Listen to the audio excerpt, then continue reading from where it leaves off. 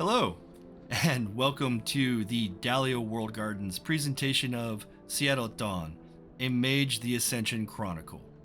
I am our storyteller, Tim Dahlia. Thank you for joining us, and if you'd like to see more and watch all of our magical shenanigans, you can check it out on our YouTube playlist. And while you're here, please like this video and subscribe to our channel. Today on Seattle at Dawn, we're going to bring you a special solo session as part of our prologue to Book 8, in which we will be further exploring the life of the Waymaker, aka Killian LeRoux, played by our friend, Bryan Covington. Hello, Bryan. Why don't you go ahead and introduce yourself to the masses? All right. Well, ladies and gentlemen, boys and girls, I am Bryan D. Covington, the author of Between Magic and Dreams. And today I will be playing, as you heard, Killian LeRoux, aka the Waymaker. He's a gentleman that seeks to blur the lines between the common hood and hero. So he does find himself in situations where he can assist others in making not only the city but the lives of its residents better. And we're gonna grow from there in both his own personal growth and magically. So let's see how things go today. Excellent. I am thrilled to have you here. So let's get to it. Killian LeRoux has come to Seattle to help rescue mages being held by the Technocratic Union, based on an anonymous caller evoking the Sphinx and the Rogue Council. Appointed Killian to a facility known as Construct Gray in downtown Seattle. After a brief investigation, Killian attempted to charm/bribe his way into the construct, while his allies, Griffin Claw and the Night Hunters, which I still want to see as like the next major rock band, took a more direct approach. Killian brought along an assistant to help with his infiltration, a young, awakened member of the 4th Ward Knucklebangers gang named Amanda, from whom he was separated while they were both captured. Killian found himself holistically immersed in a virtual reality game called Melodium. Unable to control his own actions, the players of the game turned out to be his allies and the victims he was sent to free. In the course of the game encounter, Killian de-rezzed to a virtual waiting room with the Griffin Claw, Carl, Sikta, and Darwin. This gathering of mages did manage to escape the server, but not before Killian caused a whiteout from a botched effect, and with the aid of a supervisor named Mary Burnbox. Mary, turns out, is the mother of Sikta, and the reason Killian was there in the first place. Sikta and Carl were captured while attempting a break-in, and the NWO subjected them to re-education.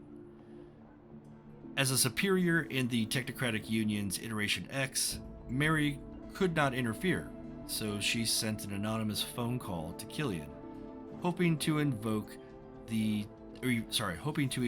tone of the Sphinx. She even ended it with their catchphrase, "Enigma takes us where dogma cannot." As a soldier in the Ascension War at the turn of the century, those words do mean something to Killian. A deal was struck, and she released Sikta and the others. Darwin remained behind, having been uncovered as a mole to spy on Sikta. The bridge trolls took in Carl and Sikta for a short time before they were sent to a safer location. Griffin Claw returned to their mission, leaving the Waymaker in Seattle. Not where their power is secure, and certainly not in a good mood. Perhaps, as we have seen before, the tarot can help guide our understanding. Bryan, It is time for us to peer into the fate of Killian the Waymaker, and when you're ready, you can flip the card furthest to the left. All right, let's see what we got.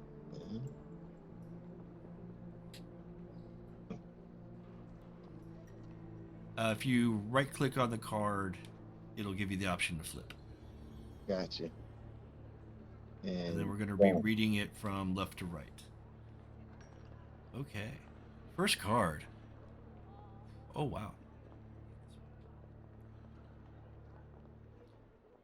Yeah, this is the reversed 7 of questing. Not that I would ever accuse the Waymaker of anything, but when reversed in this position, the card indicates a past of anxiety, embarrassment, indecision, and cowardice. The infiltration of the construct Gray did not go as planned. Not only was Killian captured, but so was the woman left in his charge, Amanda. I would forgive the Waymaker for feeling embarrassed or anxious about this, but what do you think? In what ways has Killian struggled in the past? I would definitely say leadership. Whereas he has a fairly decent command at home in Atlanta, but away where his reach or his influence isn't as efficient, it's a different story. And when he was on his own earlier, things were a lot harder. So in this trip and answering this call, he finds himself back in that very similar situation where even though he has influence, he's mostly on his own. And he takes it upon himself to have this charge, Amanda, with him, which in a way he was in over his head to begin with, but he likes to take on challenges, and this time it bit him. Well, yeah. No risk, no reward. Risky for absolutely. Yeah. Okay. We'll flip over the next card. That card represents the past. The next card here is more about the present state of things. It's a good thing they don't do doubles, right? But you can't get that card again. No. Okay. This is another reverse card. This being the Knight of Dynamism. It is associated with wrath. Reversed, that wrath can present as extravagant, boastful, or arrogant. Would Killian disguise his embarrassment as braggadocio? To a degree, I'm sure he would. One does not like to wear one's failure on their chest.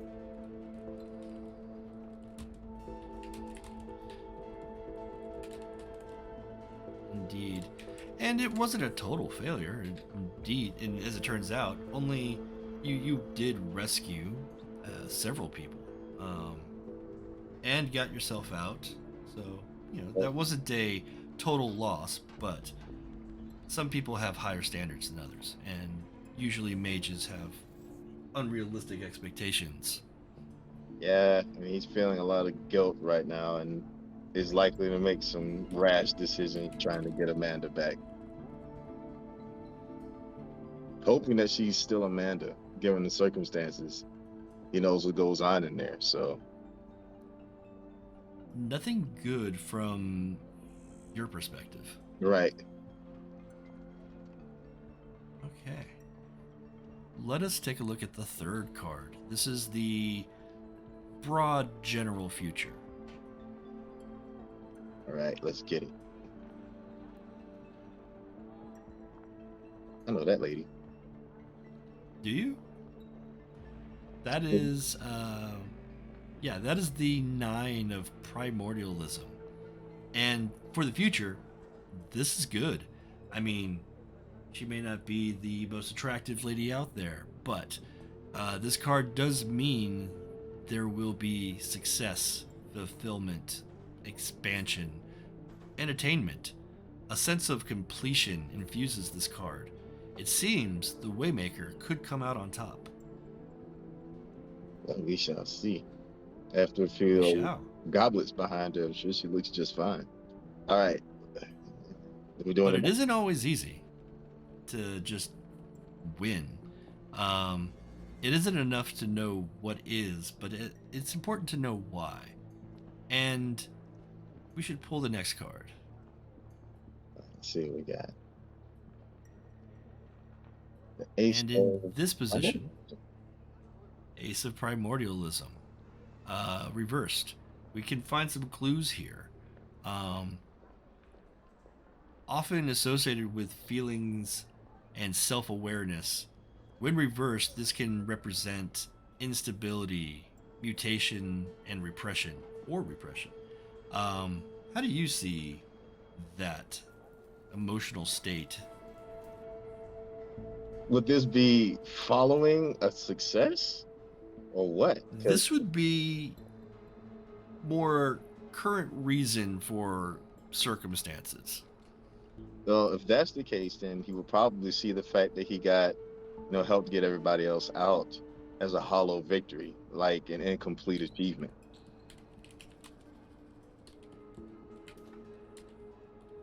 Yeah, definitely. And then finally, we'll pull the last card. This is going to be for the potential of everything. There's no sunshine and rainbows in this deck, is there? Actually, Hey, there can be. the lovers. And while the future will reveal success in a very broad sense, what are the specifics that we can try to lean into or avoid? This card, the Lovers, depicts a pair of higher cosmic emanations bathed in radiant, life-giving energies. They seek the union of opposites, of self and other, carnal and spiritual. Knowledge and mystery bear fruit only in the garden of loving intimacy. Ecstasy reveals truth and power. There are obvious interpretations here dealing with attraction and romance. Of course, passion and relationships are not always shared between lovers. Yeah, it reminds me of Ember. Possibly, yeah. Responsibility. Someone who is young, someone who is like a student to you as their mentor. But Amanda? Not necessarily lovers. Possibly. I don't know. We'll see what the dice tell us. The dice can reveal as many truths as the cards. So, Killian,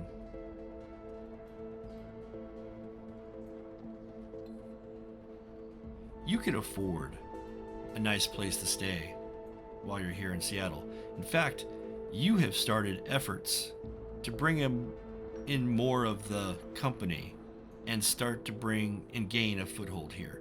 Yeah. But the bridge trolls don't care for such extravagance. As part of your outreach, you know that you will need their help, especially among the homeless and other disenfranchised populations in Seattle. Okay.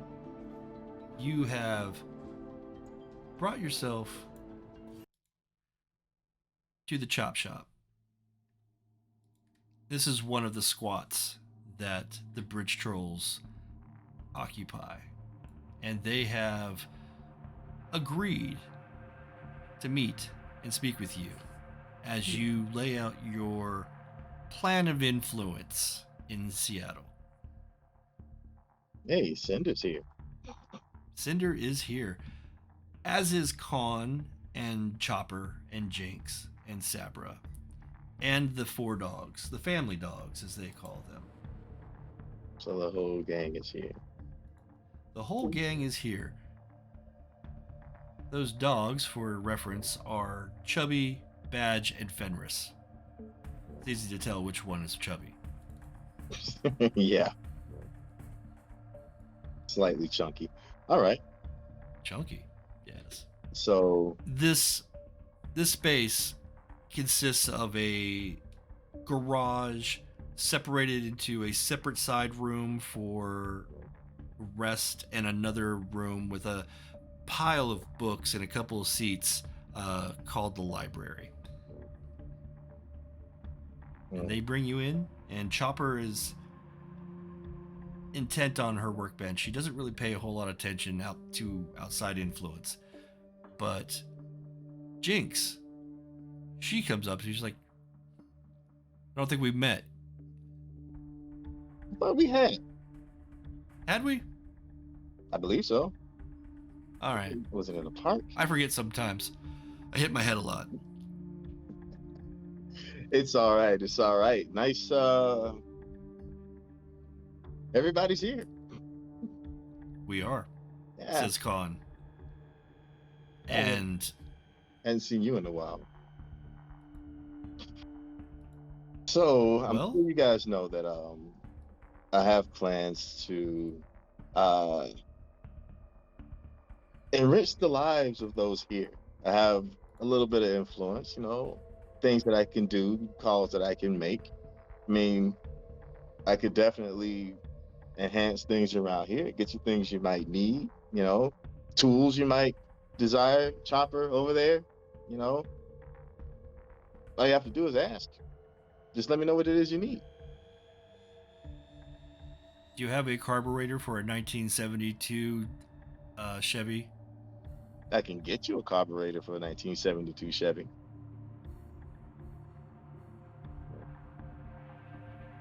I don't know. I think we should listen to him.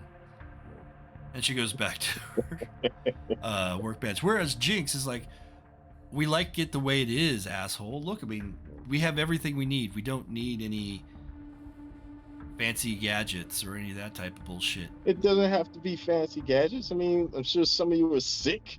You know, this you live in the streets. There's things that you need that won't necessarily change your way of living, just heighten your standard of living. You don't have to be sick. The streets take care of us. Really? Okay. In the name of risk. There doesn't have to be so much risk. Does everyone share your sentiment? I'm not trying to take in people from you. I'm just trying to help make things better. Khan, massive dude, stands like 6.5 feet tall, wide shoulders, probably ex-military and definitely intimidating in most scenarios. Yeah, we've met. Here, he seems to fit. He doesn't have any. He's not trying to be intimidating, but he is oftentimes misinterpreted. But he smiles. He's like, I hear you. This is not many people's preferred life. Nobody chooses this initially. This is something that we have reached out and built a community for. We have invested ourselves in the protection of the people with the means that we have. And trust me, I know how seductive that cash flow can be. But oftentimes it gets put into the wrong places, into the wrong pockets. Well, that's why I'm coming directly to you. I mean, I have a means to get you funds to do the things that you feel you guys need to do. I'm not trying to change anything. I'm just trying to help. Why is this being met with so much resistance?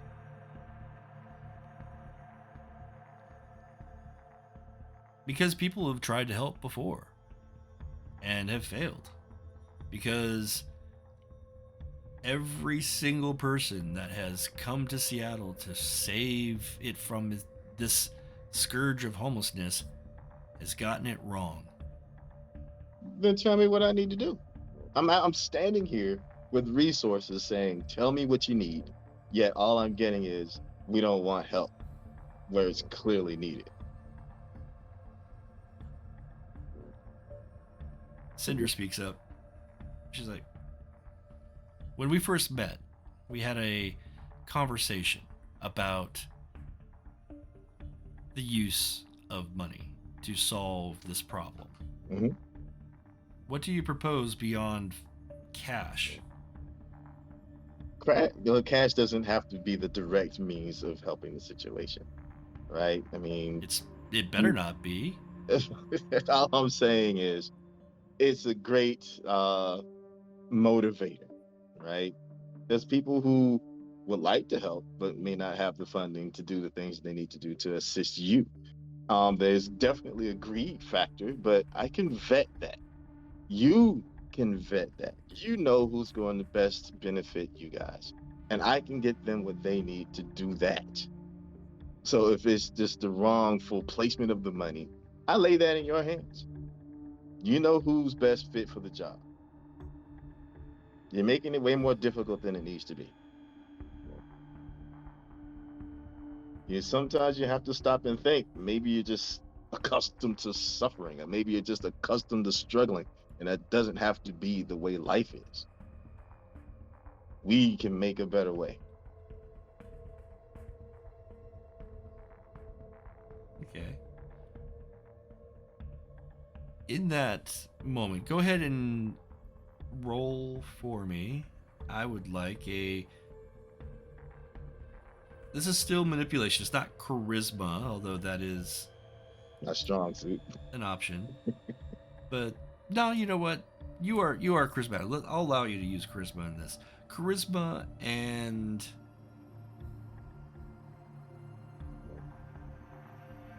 empathy. I think that was an appeal to, like, you know. Actually, you know what? Even better. Let's say charisma and leadership. I think that's a better fit for what you were going for. All Go right. ahead and roll that with a difficulty of 6.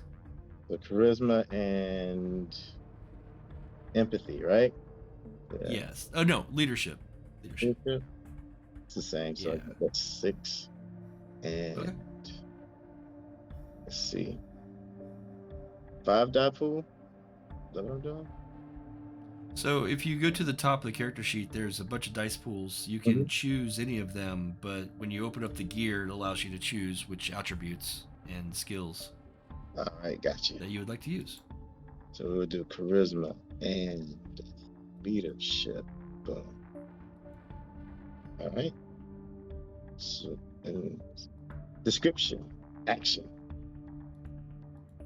submit. So my DP mod is 0. DP mod is 0, yes, and difficulty is 6. Got it.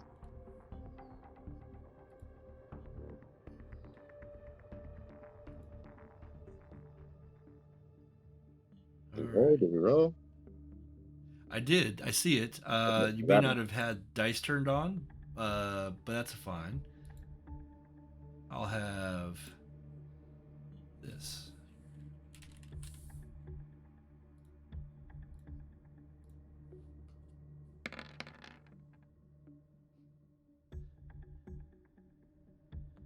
You make a compelling appeal, but just off to the side, Sabra speaks up and he's like, "We're not buying it.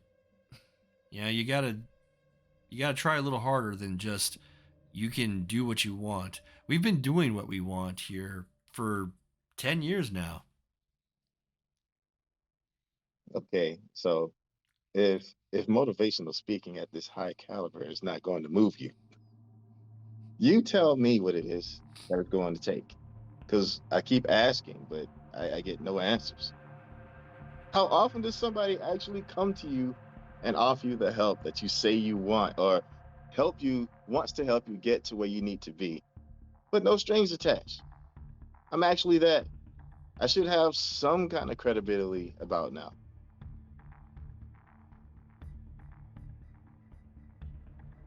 Cinder looks at Khan and she's like, "Look, Waymaker helped us out. He fought off that dude, remember? And he's been pretty good with Griffin Claw, and they don't really fuck over with us. So, I mean, he might be on the up and up, but he does have those tradition ties. That brings strings, whether he says so or not. Khan's like, yeah. Those are definitely my strengths. But anything that comes from me, it comes from me. Talking about the influence over the spirit of Seattle. Well, one's understanding of what influence is and what it can do is the same as a dagger. You can use it to spread your butter, you can use it to end the life of an enemy. I'm here, hoping to spread some butter.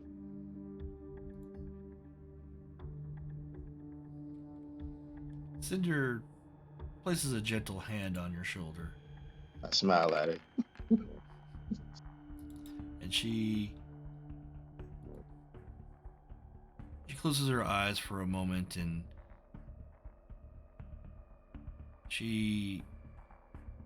there's a bit of flash paper in her hand, and the flame goes off, and you can smell the bit of the sulfur, and she inhales that for as she closes her eyes, and she opens them. She's like, it's hard to read, but at least for the immediate future, I think we can trust him. See, Cinder trusts me. Oh, I'm not speaking out of turn here.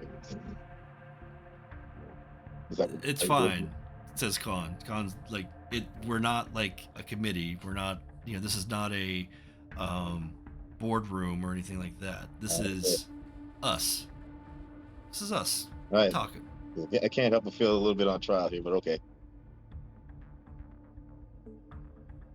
Coming from a member of the traditions, I think that says a lot.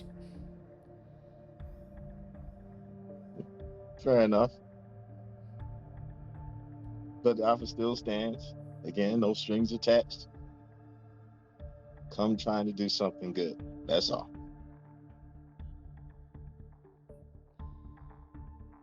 Okay. We'll do what we can. We will direct from the tent cities and the various gatherings as you build your project. We'll put in good words, and we'll keep an eye on you, of course. Oh, definitely. Making sure that you stick to your word here. Yeah, I would expect nothing less.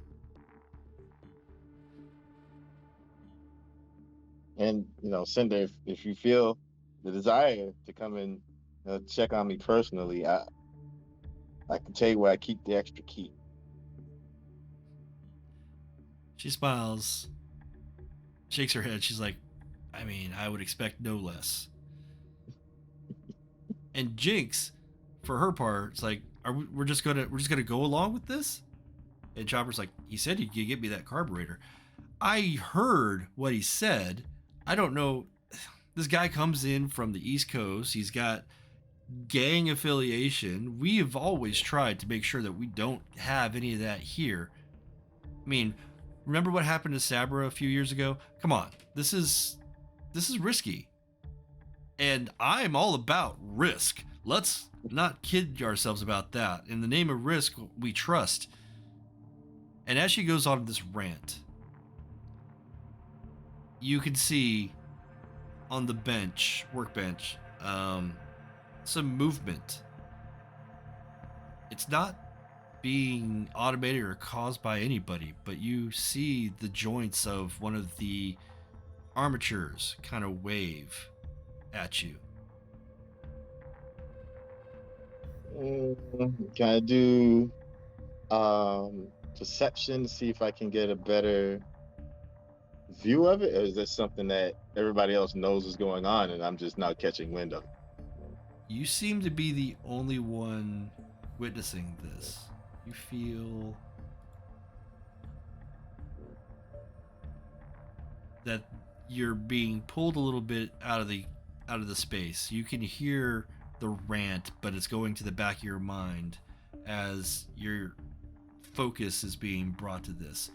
Um, Go ahead and roll perception plus awareness with a difficulty of 6. All right, so perception, awareness.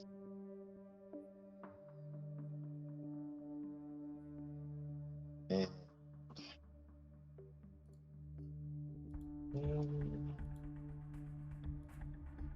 and 6.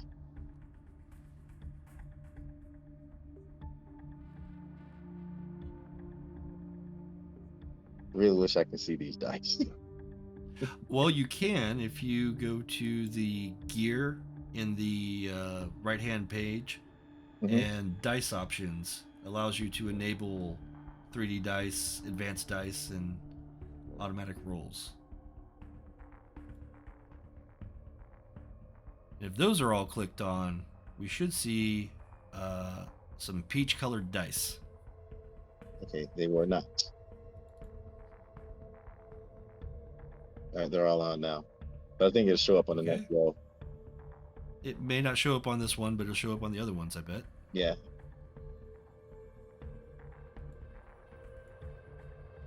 All right. But that is 4 successes. That you feel kind of that tingling in the back of your mind, something that you've always kind of known to listen to. And the armature waves at you and then points towards the library. Okay. So I kind of gingerly stroll over and say, so what if we hear? And as you're doing that, you could hear in the muffled back of your mind, Jinx, like, hey, wait a minute, where is he going? And you enter the room, and there's stacks of books and comic books and advanced mechanics manuals and books on physics and astrophysics, and it's crazy what Chopper keeps in this room. But on the table, you see a comic book and a opened package, and on the chair, the Chubby, the family dog, is just kind of gnawing, chewing on an action figure. Would I recognize this action figure? It's a newer one. It's not one that you have had any real attachment to or anything like that, but it seems that the packaging on the table was something that was pulled out of a garbage can or whatever, where the comic book and the action figure were together. Yeah. Page punchers, like McFarlane's stuff, right? But you go to inspect the figure. Go ahead and let's. Chubby's not the most aggressive of the dogs, but he does like his chew toys. Let's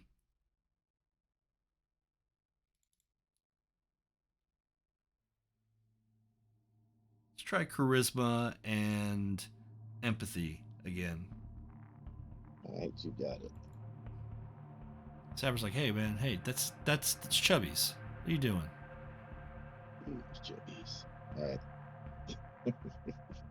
And difficulty 6 is still? Yes. Right. I keep the difficulty around 6 for most things. Hey, there we go. There's some peach dice. Yay, okay. I got 1, I got 2. I can't see the others. Hang on, let's roll this down. Yeah. That's 2 successes. Oh, sorry, 1 success. There was 1 rolled. Oh no. But that's enough. Chubby, like I said, is mostly agreeable and lets you take the figure from him. And You do, and you see, you hold in your hand this figure.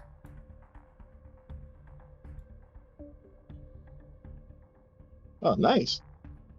Looking at the packaging and the comic book, it seems like this is a relatively new series of figures and stories. Something about nightmares and magic. Hmm. I like it a lot. You think he'll let me pocket it? Well, Saber looks at you like, you into these things, bro? Into these. Do you know what this is? I mean, when I get a chance, there's occasionally this TV series, this little cartoon that's been playing, and they've been advertising this shit. It's all over the place. Yeah. Yeah, it is. So, But okay, I could give you I the mean, rundown, or I mean, if you haven't heard, I could tell you this guy's story. But I don't want to seem like too much of a flea. But let's just say I this is read the not the comic. actual ordinary figure. This is a great character. I mean, I don't recall there being missiles on their backpack in the comic, but You know they got accessories, man. It doesn't have to make sense. It just has to look cool for the figure.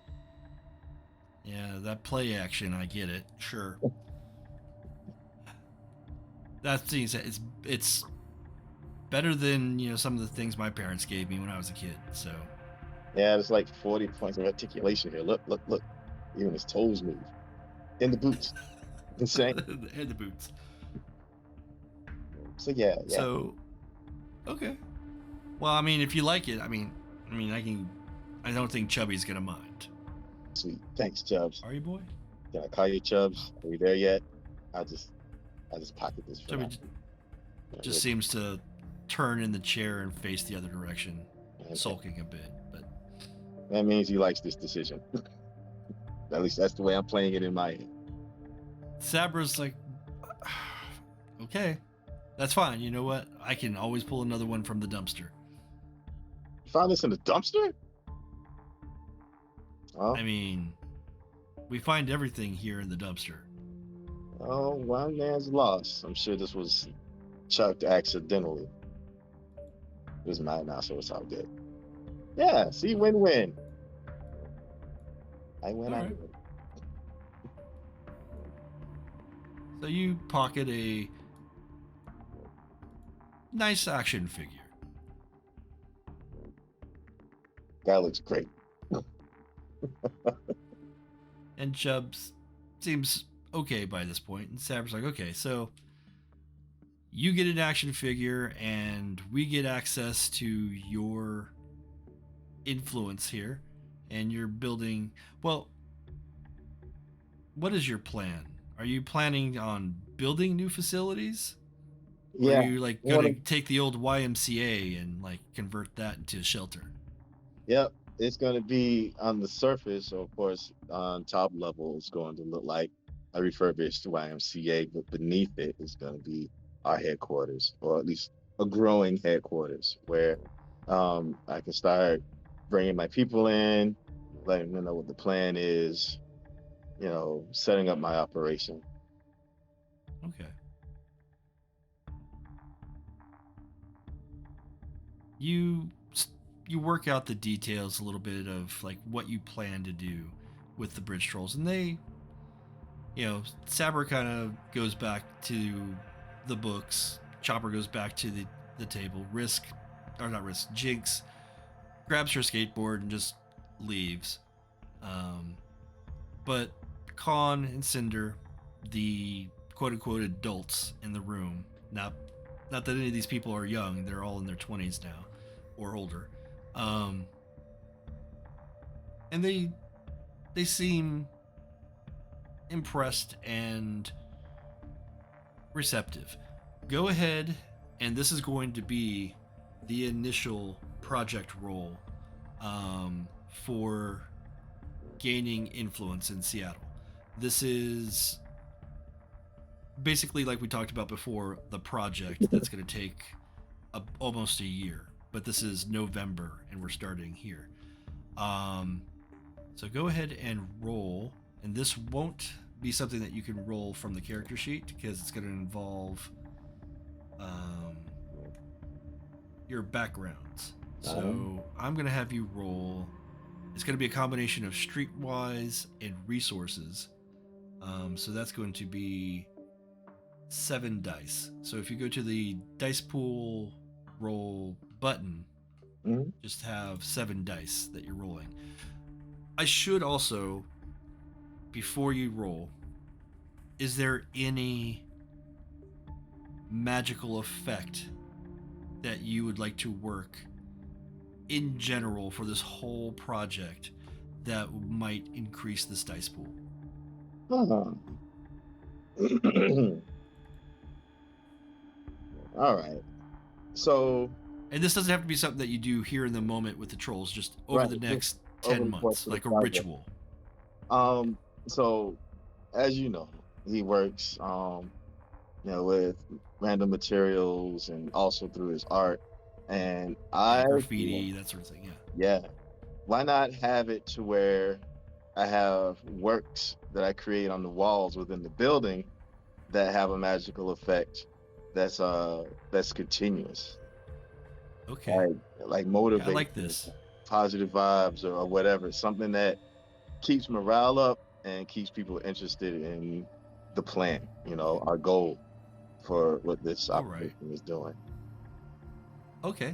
I'll say this is a project roll, so we're not going to do a full ritual or anything, but I'd say in the course of things, you are hitting the streets at night, paint can, props, materials, you're laying down glyphs and secret hidden messages that help facilitate the surrounding area's acceptance of this new direction that you're bringing to Seattle. So go ahead and roll Arete. This is a coincidental effect, so we're going to say difficulty 6. Okay. Let's see. Arete, that 6. Hey, that doesn't look like 7 dice. It's not 7 dice, it's just the 4. But you get 2 successes there. So instead of rolling 7 dice, I'm going to have you roll 9. All right.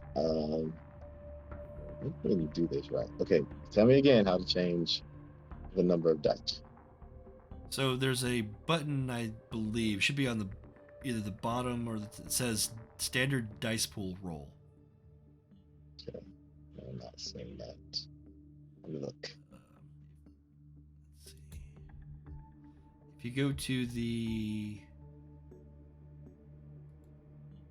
tab that's next to the gear, where it says macros, there should be a standard dice pool roll, and there might be a checkbox that says in bar. Yeah.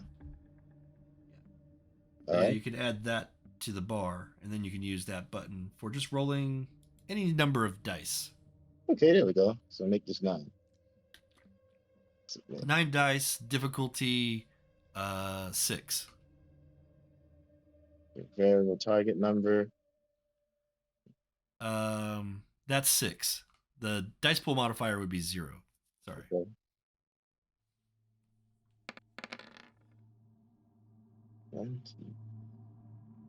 Yeah. That looks like bad. Not bad. So that's 5 successes. Excellent. With 5 successes, that is a good start. Let's see. That's a regular win. It's not a critical win. So you get project scope +1. Scope is so 5.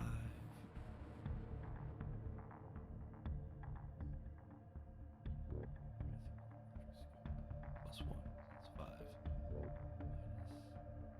Okay. All right. So though successful, you do have to put resources into this project. Okay. What that means is that you're going to have to sacrifice some dots in resources and sanctum.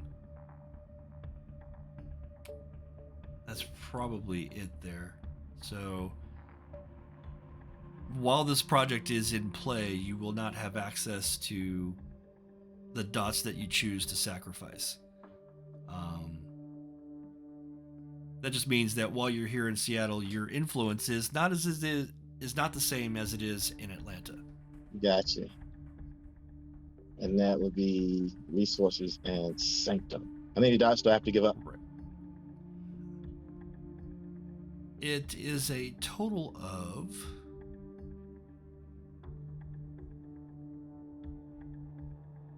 4.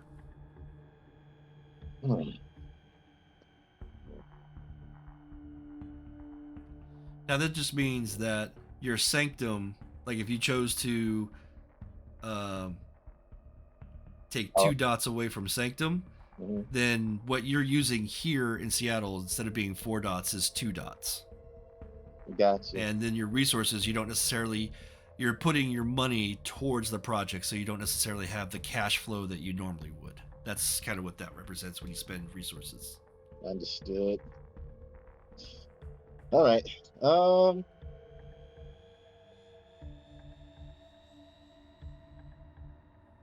I want to be able. All right. So if I were in need of like people from the squad, would I be able to get them here with 2 dots, or does that mean that I won't be able to get as many people? You still have a administrative relationship there that you can start bringing in resources. This is more like boots on the ground type stuff. Gotcha. All right. Let's say I'll do 2 from each. Okay. I was Eating considering ramen. 3 and from Sanctum, but get the feeling really good to have people when I need them.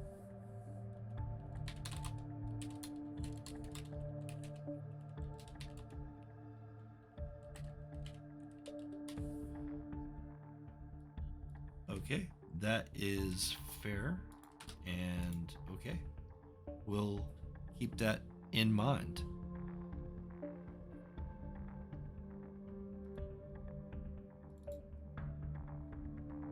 So, the evening is ending.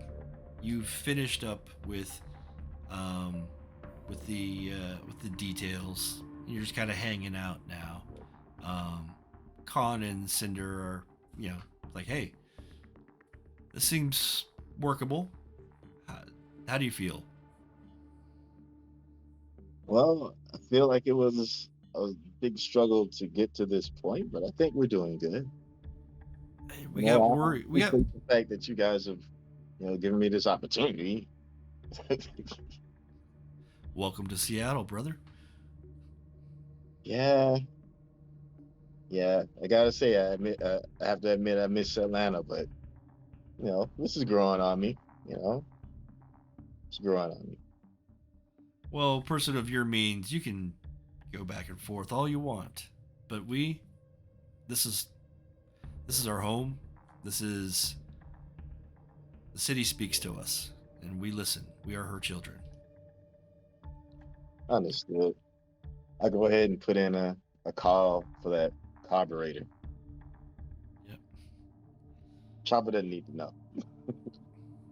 Easy enough. Some time passes. You've built up some resources. You're still looking into how to approach the Technocratic Union here in Seattle and maybe try to find a way with getting Amanda back into the real world. But during that time, it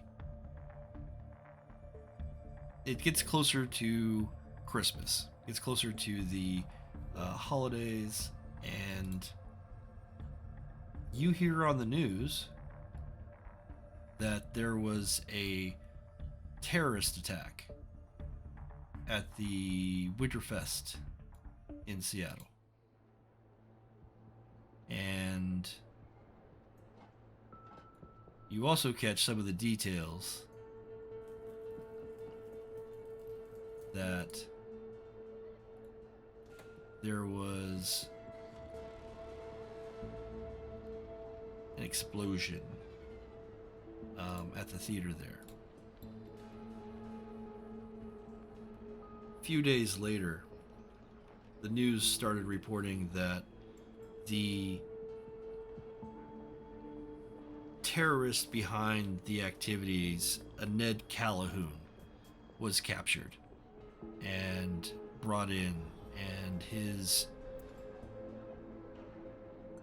activities in the alt-right circles of Seattle were also part of a larger campaign to injure and harm the homeless population.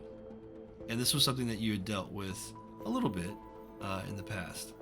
But turns out, with a little bit of digging, you found that your friends that you met, actually, I don't think you never actually officially met Anea or Jesse. But you do know through Griffin Claw, because you do kind of keep some tabs on them, that this was the work of the Night Hunters, and they brought Ned down, and they're off having a decent Christmas. But that's all you've heard. But you did manage to bring in your troops, some of your troops,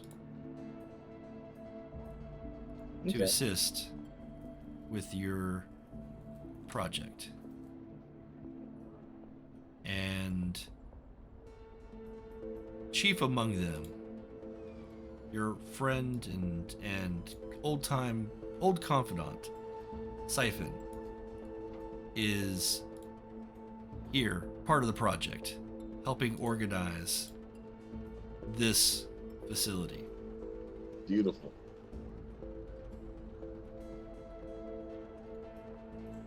And he's got some questions for you. Good. So Siphon, man, how's it going? I mean, it looks like you got everything in control, got the right guys here, handling business the way I knew you would. Ain't no thing. We got the facility here. It's not all that different than what we were doing in Atlanta, but man, it's so much. It's moldier. I'll tell you that. It's wet. We get a lot of rain, not much flow off, but it doesn't matter, man. We can make this work. We can make this nice. So what have you been hearing, man, since you've been here? Because granted, I can keep my ear to the ground, but again, that's more your forte. Yeah, I'm keeping an ear out, and there's some news on the streets that there was a drug going around called Joy that's messing with a lot of people lately. Really hallucinogenic, strong. Makes people think that they can read others' minds. So that's the thing to keep an eye out for. Coming from South Seattle, though, seems to be coming from a particular drug dealer. So small, but something to keep an eye out for. Definitely not the type of thing we want anybody else getting their hands on. All right. You haven't laid eyes on it, though, have you? Personally, no. It'd be good to know what I'm looking for. What's more, I mean, it'd be better to know if it actually allows people to read minds, but until we can find somebody that's actually taking it, I might be able to find that out. But thanks, Definitely. it's good info. It is. I thought so, anyway. Well, you know, Um, you don't ever but bring me yeah, garbage, we also right? You yeah never bring me garbage. yeah. I mean, new city, same shit. So, We'll but get it. no, we got this facility here. We're getting the things going. Obviously, we want to make sure that we got space for a lot of people. I mean, Look, as long as everything up top looks like a brand new YMCA, then we're good. You know, boys club, whatever. Maybe we can make a combo. hmm. I mean, Well, I mean, it doesn't necessarily have to be YMCA. I mean, I don't necessarily care for that shit. But look, I just wanted to be somewhere where people could come. They need to be here. You know, get some help, get some, after school care, whatever. But beneath that, that's where we handle our business. yeah, we got that going. I've got the boys working on that now. The contracts are difficult, and the city definitely needs to be kept in the dark of the more, you know, clandestine stuff that we do here with the Chakravanti. Speaking of which, have you heard anyone asking questions off key? Well, I mean, we did get this notice uh, addressed to you specifically. All right, let's see it. Yeah. Um, you open it up and it looks like uh, a formal invitation to meet with the Theater of the Mind Advisory Board. And you're used to hidden messages and missives like this. The Chakravanti and the traditions oftentimes send things in code. And this Mhm. has definitely been infused with some uh, magic. And it is clear that this is not a invitation, it is a summons. Yeah. This looks really official, doesn't it? I mean, it had this scent of like some Order of Hermes bullshit. Mhm. But they always want to have everything done in triplicate. So I'm looking at Siphon like, you think it's serious? Well, if we want to play nice, Oh man. I mean, this is like, I wouldn't say it's full on technocratic union, bureaucracy, but Council of Nine every once in a while. It's Get not like I close. don't already have enough going on to have to deal with like old people shit. But okay. Old Um people. yeah. Look at this. Come on. Man, we're fresh daisies here. All right, let's Yeah. Yeah, I'm as fresh as a daisy from 45 years ago. That's about right. all right, let me get in the right headspace for this because I can already tell there's going to be drama. Well, wouldn't be it wouldn't be if it weren't drama, I suppose. Got to keep the wheel moving. That's what you taught me. Yeah, but squeaky wheels aren't necessarily the only wheels. We could be going on all cylinders every now and again, but it's all good. Let's Oh, we go and let's see what this is about. But first, I need to go and, like I said, get in the right headspace. So I go find a quiet spot and have a little private conversation with my new action figure. If all I right. can muster some action from this figure. Good.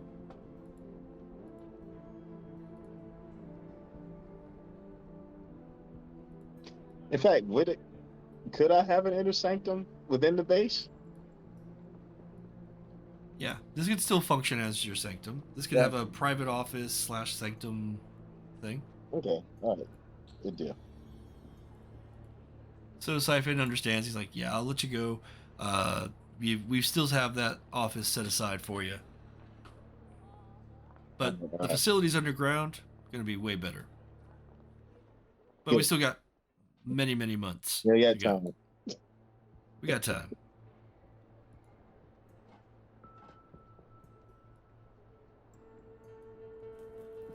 So, you get into your office, and what do you do? All right. So I pulled the figure from my pocket. Just gonna call him Quinn because that's the vibe. Sure. And I kind of set it up. Explain in the yeah. Yeah, I leaned it It up was in the against comic. the It wall. was very well spelled out. Go ahead. Yeah. So yeah, I sit him down right up against the corner of the wall between the two walls. I squat in front of him. I'm like, all right, I know you're there, so use a little guidance here. And I kind of hold the letter up to it. Like, this is probably something serious. The Wait. figure lays there motionless for a bit. Then you can feel the turning of time and space slow a bit, a moment. And then it sits up, and you've seen it before. You see it all the time, Mhm. when you're being directed by Alnion. And it's like watching Harryhausen in real life. It is kind of disturbing. But the figure has definitely a lot of points of articulation, so it seems to come to life pretty simply, better than some other action figures that you've used to commune with Alnion before.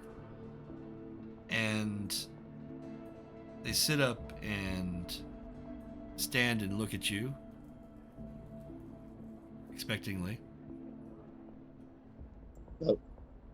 Well, you do like to make me wait, but the tension is built. Also, how do you like your new look? It looks over itself, flexes the hand a bit. It has a little bit of a thumb grip Yeah. move. Ah, actually, I think I chose pretty well. You? Well, okay, yeah, I'm sure there's ways.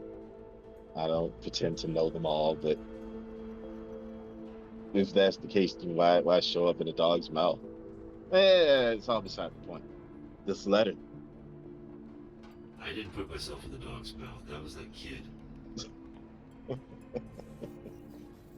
Look, Something not right about him.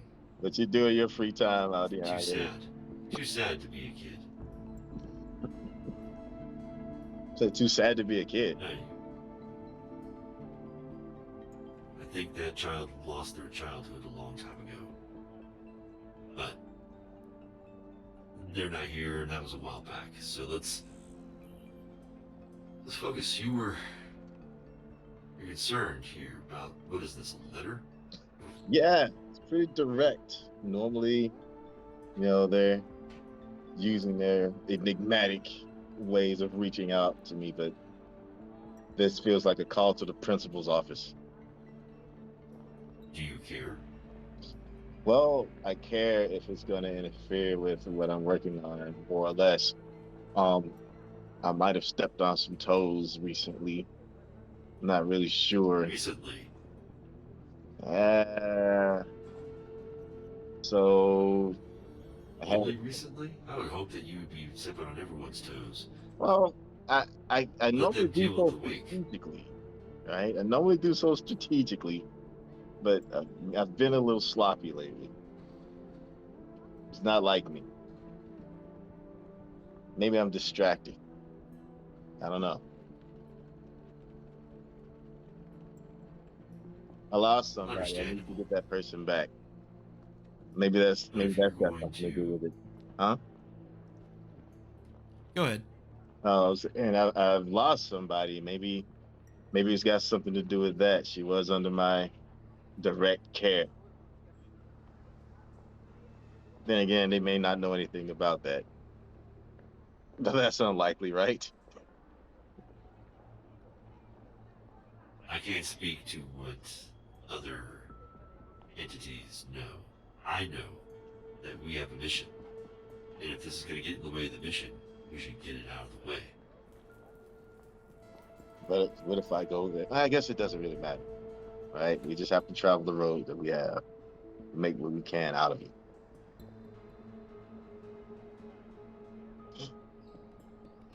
I don't know. Aldiana, normally I can see the way forward. But since I got here, the water's gotten pretty muddy. We've But been in muddy waters before. true. And I always make a way, right? Exactly. So, go meet with these other awakened. See what they have to say. Maybe they can help. Maybe you can convince them to get out of your way. In this case, they respect you. I feel like I should have my Worst guard up. case, they fear you. Well, in some cases, better to be feared than loved. In this case, I think fear might lead people to act rashly. But we're gonna see. I'm gonna go in, gonna have my guard up. That's understandable, regardless of any situation, right? So hopefully they won't take offense, especially if they see that. But there's no getting around it. I don't need them sending people to find me. So I'll go. But I'm gonna put some things in place to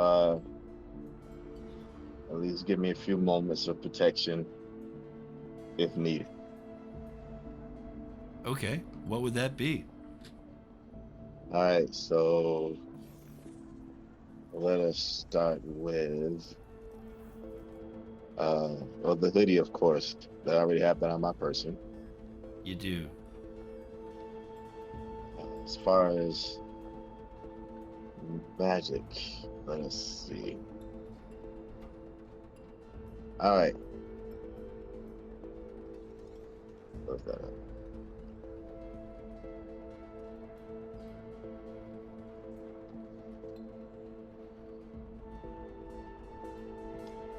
Book of Whispers would be good, but that's not really going to work in this situation because I'm walking to a room full of people.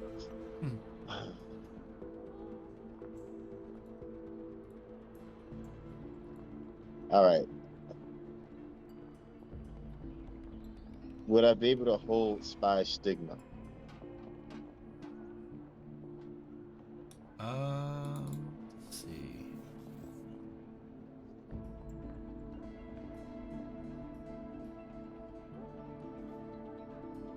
So that would be one of those things that you would have like cast on an area, like this facility. So if they're trying to scry on you using any type of magic, then that would backfire on They them. would do it on myself. Gotcha. Hmm. You could do it on yourself, and if they happen to be spying on you, you would be able to see the mark that's on them from spying on you. But it wouldn't be. I would able to imagine do that you've any- already had this on, and Right. if they have been spying on you, But that it would wouldn't be anything that could stop them from. It wouldn't show like a mark if they were attempting to read my mind per se. right. Okay. That would not be the case. Hmm. That would have been great. All right. You can still have some sort of effect like that. It wouldn't necessarily be one of your rotes, but you could still have some way of notifying yourself that they are trying to get into your mind. And as a mage, you've got some practice with that as well. So you would be able to. Their difficulty to read your mind is going to be based on your willpower. So Okay. I got pretty good willpower. Yeah. Let's see. Lightning. All right. I guess there's not really much I can do at this point. You know what? And this is a Let me prepare a couple of healer runes. That way, if I get a beginning surprise damage, I can take care of myself and get out. Alrighty. The summons has it has a public place listed. It's not a place where they're trying to abscond you to some secret location. It's fairly open. Okay. Is it wordy, or is it just like meet us here? It is It's so fairly direct. Yeah. It was the intent of it was, hey you, we see that you are new to the area. Like a good neighbor, we would like to introduce you to other neighbors. Welcome to the neighborhood, and hey, we're watching you. By the way, you know, we're the authority, we're the power here for tradition mages. Great. Maybe not those words specifically, but that's the gist. That's the intent. Okay. We're the bosses. What are you doing? You gotta introduce yourself. All right. You know what? Strategy. Let me do that one too. Okay. All right. So, I go. I would bring a tail with me, but I get the feeling that might put them in danger. Mhm. So, I'll have someone listening in on my earpiece. Unless they tell me to Okay. turn it off, in which case I'm hoping they won't notice. Okay. In fact, should I have? Yeah, I have Cypher. Like, listen in. All right. They've got your back. Yeah. All right. Let's So do this then. the instructions have you going to the Pike Place Market, but not the above ground. They have you going some very specific instructions on the ground to some of the lower parts of the market, and specifically a location known as the Conjurer's Cubbyhole. That's cute. And go ahead and, as you're searching for this place, give me a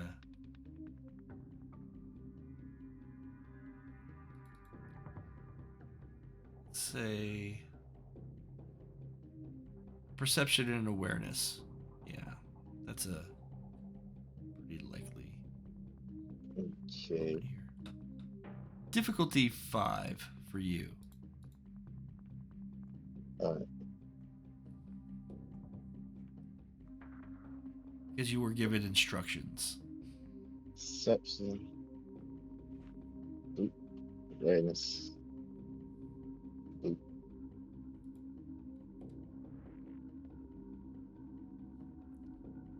All right. Difficulty 6.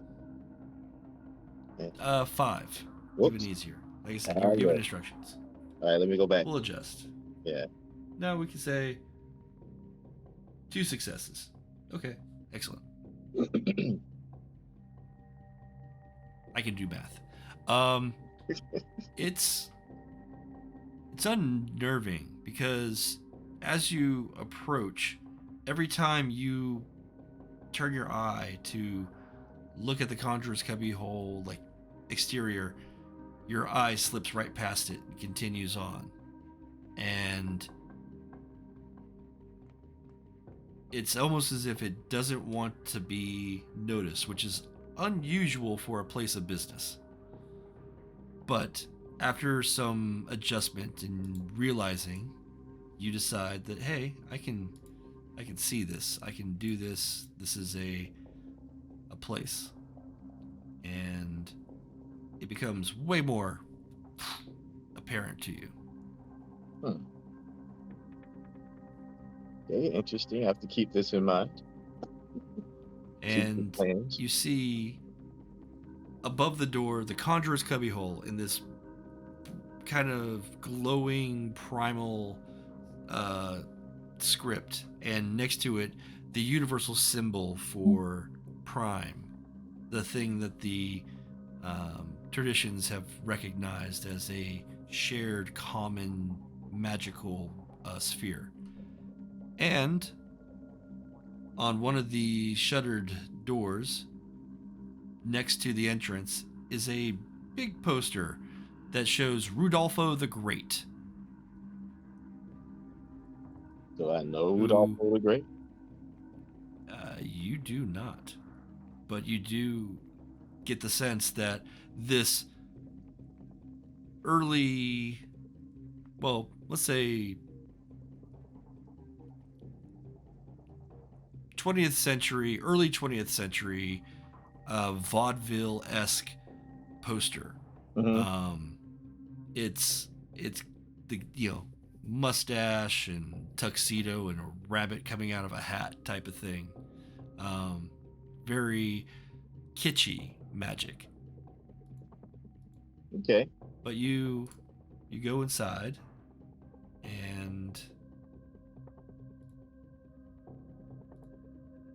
in it is kind of this nice, lush red carpet and glass containers, on display.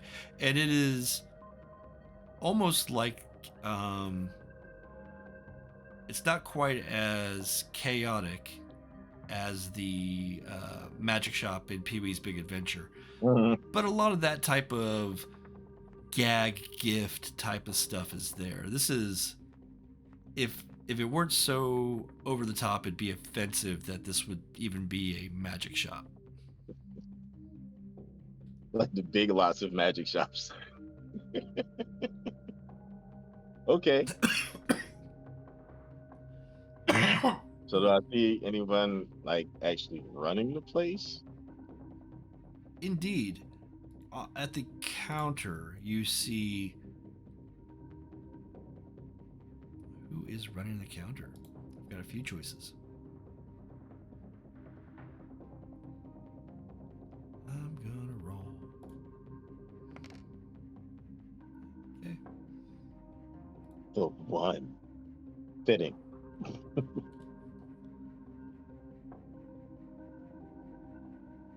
On the counter is this girl.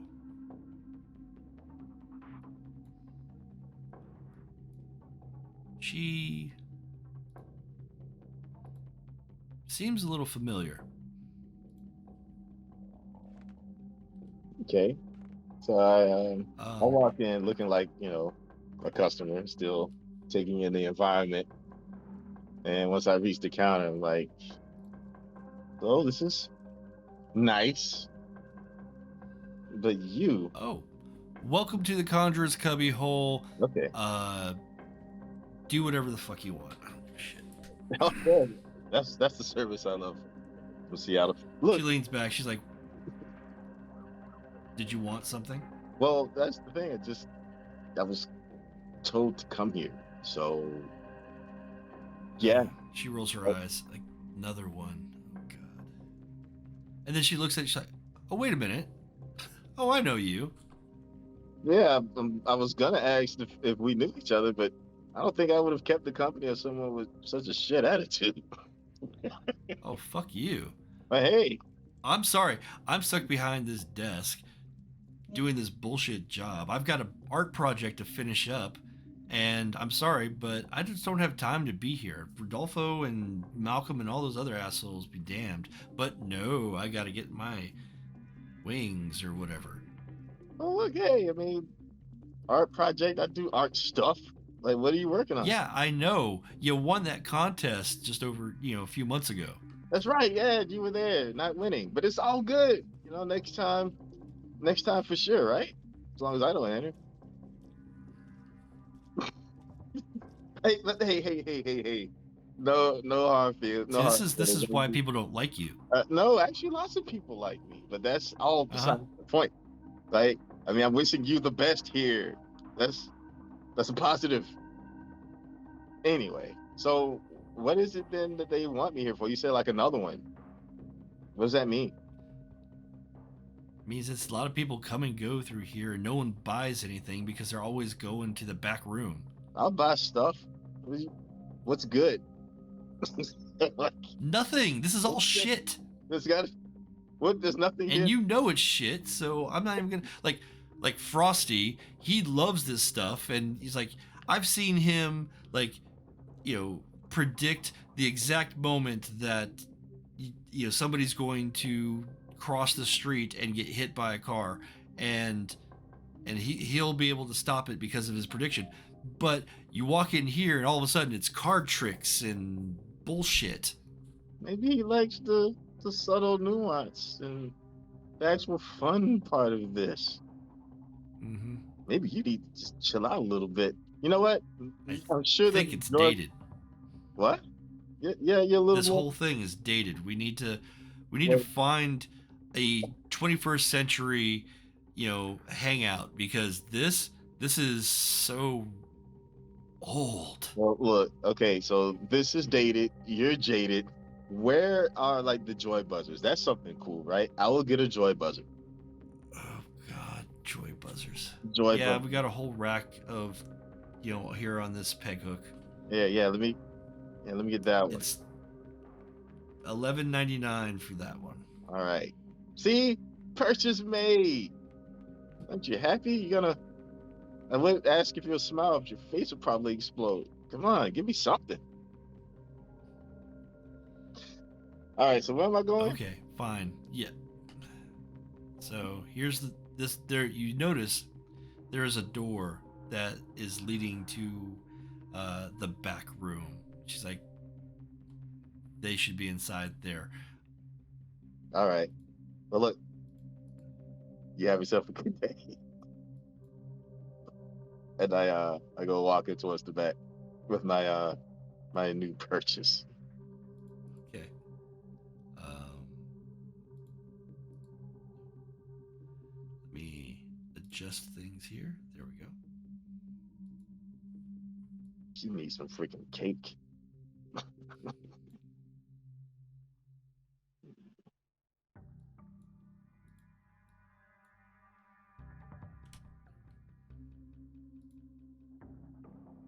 So you walk into the back room, and it seems like it's a private stage.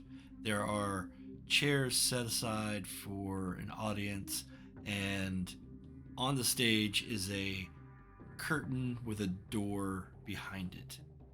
And it says shows every Saturday on the top. Showtimes 3 to 6, which is, ironically or not, the time that you've arrived, that you were summoned. Splendid. A show and a lecture. Let's go. You enter the room, and around the room is a lot of old vintage stage magic stuff. You get all those posters that you saw of Rodolfo, but you see it over the course of decades as Rodolfo gets older and fatter. You see glass display cases of, like, the Hand of Osiris and other kitschy things. You see, like, Aleister Crowley's first magic book, that sort of thing, his first spell book. Probably not really Aleister Crowley's first spell book, but it is advertised as such. And as you're looking around at all these gimmicky things, the door on the stage opens. And through the door is... Yeah. It's going to be these two.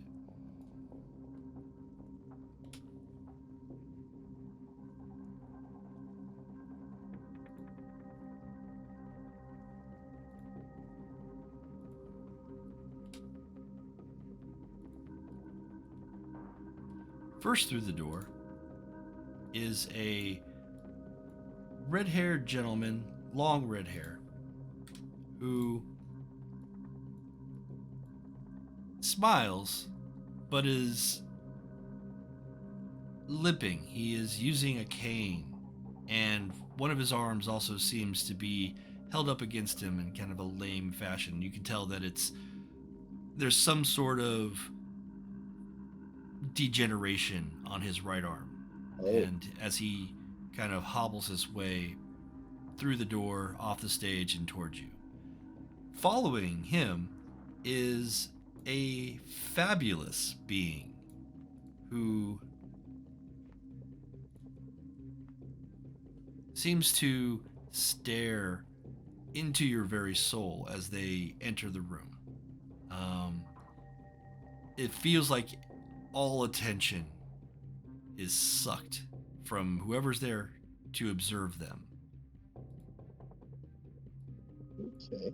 And the first individual, it's like, aha, you're here and on time. I like that. I'll try. Well, I mean, we are creatures bound to time, but we can also manipulate it at will, so I shouldn't be too surprised, I suppose. Oh, yes. Didn't do any of that. Just kind of left in enough time to get here when you wanted me. So what's the story? This is a meet and greet, right? Yeah. It is. Yes, Saw your take a seat. posters. Yeah. Saw your posters. I mean, You've been doing this quite a while, it looks like. Rudolfo started this chantry Yeah. several decades ago. Hmm. He is no longer in charge, but Oh. he's still around. We keep him happy. He's just... It's not quite the same as he used to be. So, am I gonna get to meet him at some point during Rodolfo? Yeah. I mean, he's retired, but Does- sure. does he need If to you be ever want to, vocal? we can arrange a meeting. He's the great and wonderful Rodolfo. And we need to be able to work to talk. He doesn't have to be not retired to speak, right? Just want to meet him. Okay.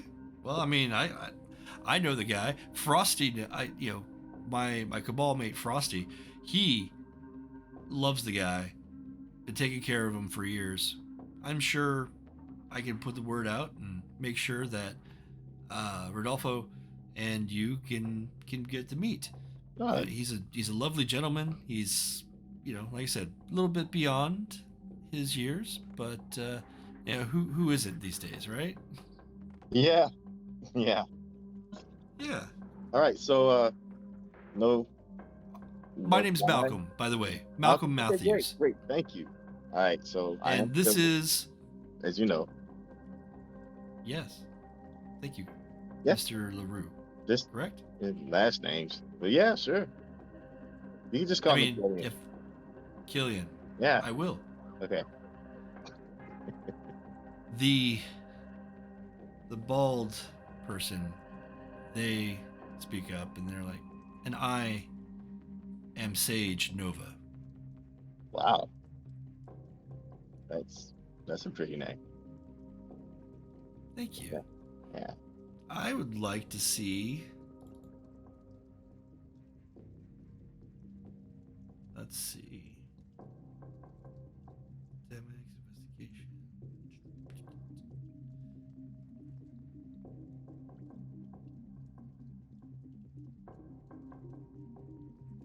Roll intelligence plus academics. Uh-oh. Difficulty 7. Not use words good. Okay. No, it's not about that. So intelligence, academics. Oh, I don't have academics. Wait. You do. uh, Oh, there it is. Wrong. All right. Boop, boop, boop. Rolling. Oh, 3 successes. Absolutely. You have heard of the great Euthanatoi known as Sage Nova. They worked in the similar circles as you did during the Ascension War. They have an impressive kill list. Hmm. So why is she here looking at me? I guess that's a question I would Just have in my head. I wouldn't say that aloud. But I they am. seem to suck attention onto themselves when they're in this room. You also notice that that that notice of reality shifting or not working the way it's supposed to. Around these two, you can feel reality wanting to slap them. Hmm. Paradox and the paradox effect seems to be like right on the cusp of releasing by their very presence in this room.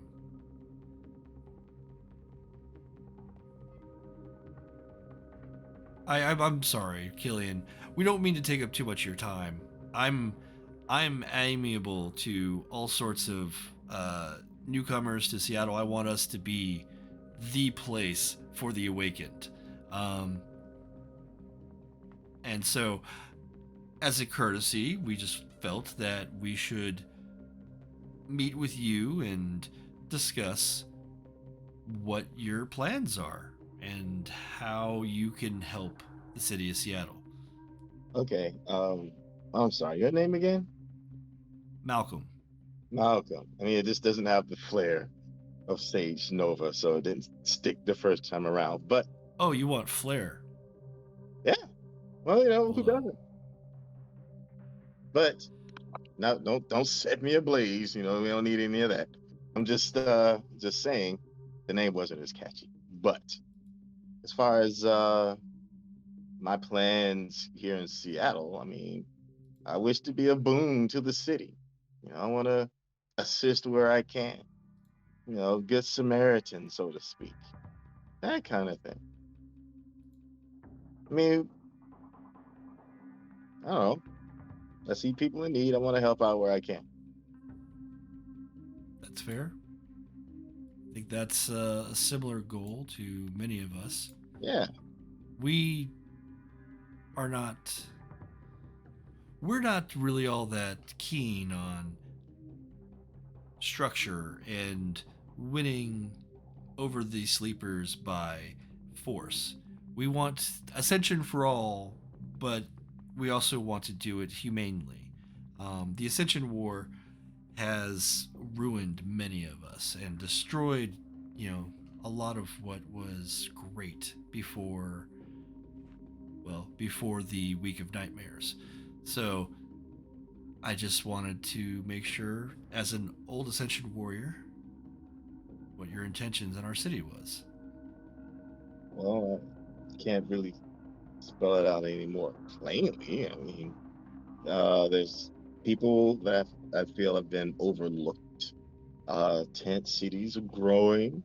There's a lot of tension, fear, the same stuff that causes a lot of problems everywhere.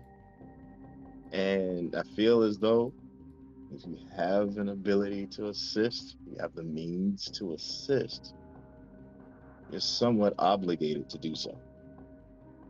I'm not trying to force anything down anyone's throat. Just want to help where I can. And growth sometimes takes us into strange arenas. This has pulled me here. Malcolm looks over at Sage Nova. Sage Nova nods.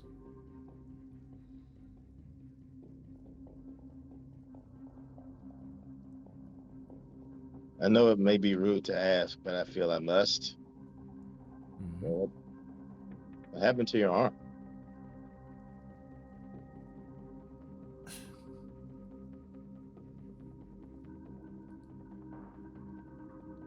You were curious about like impressive titles. I can tell you that I suffered this injury in the pursuit of earning my full title,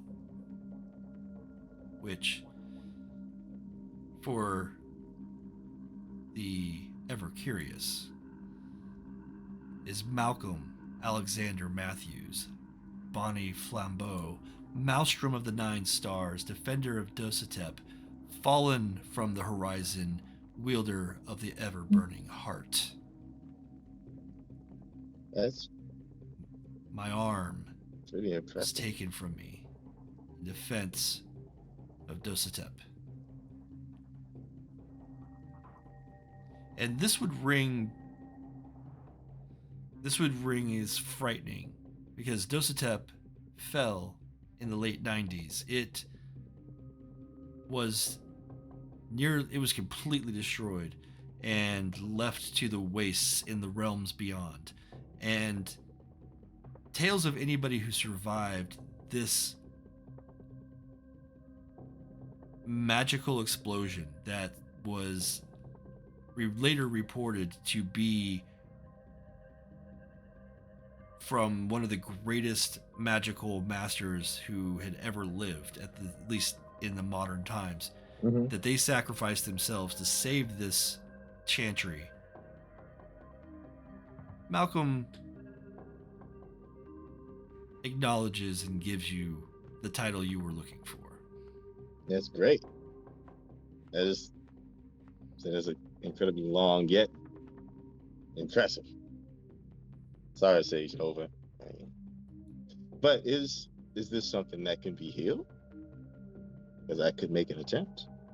Although it was caused by damage by massive magical explosion.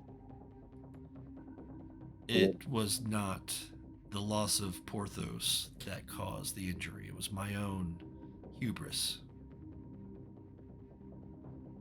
Well, would you like me to make the attempt?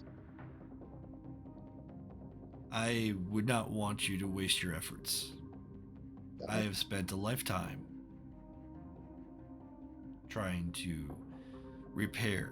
And he waves his hand a bit, and you see full use, and his arm grow back. You can see the muscles form back, and he actually stands up straighter on his leg and he holds the cane in his right hand. He's like, I can, for a time, overcome these limitations.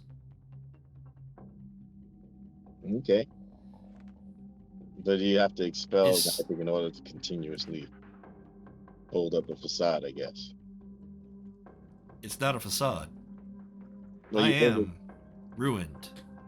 Well, that's what I'm saying. Like, when you heal yourself or when you appear to be healed, I'm assuming it expounds a good amount of magic just to maintain that, in which case, when you're not, well, your arm is how it is and your leg is how it is. That is more or less the truth of the matter.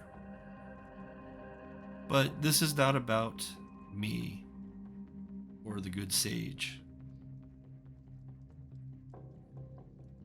Well, how is it that you are the Waymaker? True. But how is it that you would have me fit in here? Because honestly, I felt like I was doing a good job and that this is simply a meet and greet. And if I am incorrect in that assumption, why else am I here? You're here because of your history. You have had a miraculous turn from a Euthanatos dedicated Senshin warrior to a civilly minded ex-gangbanger looking to do good in the world. I wanted to make sure, Sage Nova wanted to make sure that you were on the up and up. Well, Malcolm, I would say that having a long life has its benefits. It's one of the major benefits of a long life where you maintain your youth is the ability to change, to benefit from the time that you're given. I don't know a whole lot about your past or the Sage Nova, although we have been in similar circles. I will say this. I've lived that life. Better things are found, and I travel new roads. This is what I'm doing now. I enjoy it a lot more than what I did before.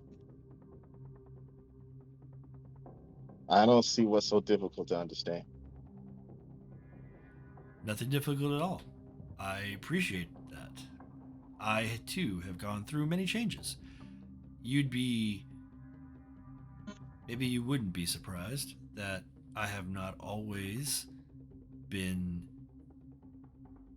a part of the system. I am trying something new here. I am living up to the titles that I've earned, as opposed to running from them. Understood.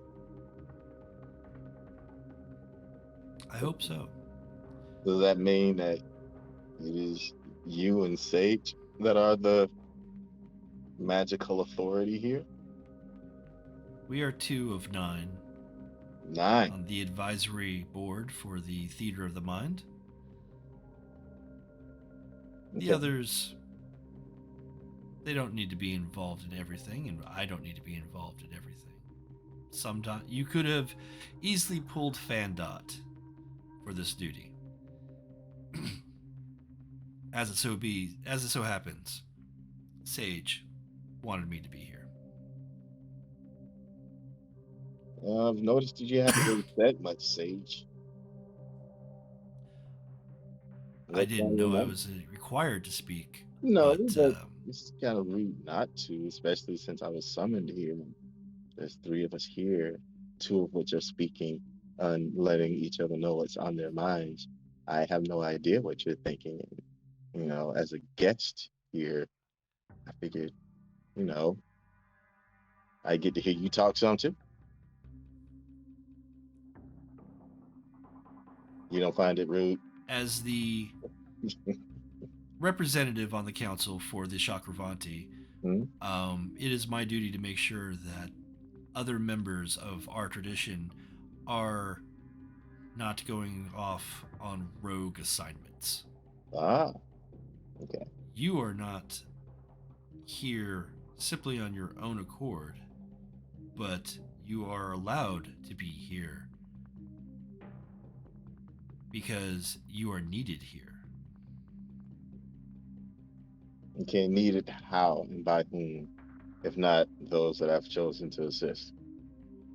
Well, that's the thing about our order when it comes to fate. We don't know everything, do we? But as it has been seen by others in our tradition, you have a role to play. What that is, we are still unaware of, as I'm sure you are. The future does not reveal itself to us as it does the cultists in the Sahajia. But there are eddies of fate surrounding you. We'd like to see if perhaps the city can survive you. Or Me? can the city be helped by you? I wish for the latter.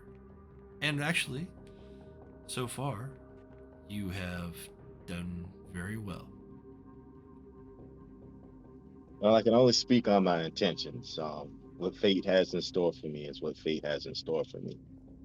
Regardless, I'll take what I'm given, make the most of it, and continue on my path.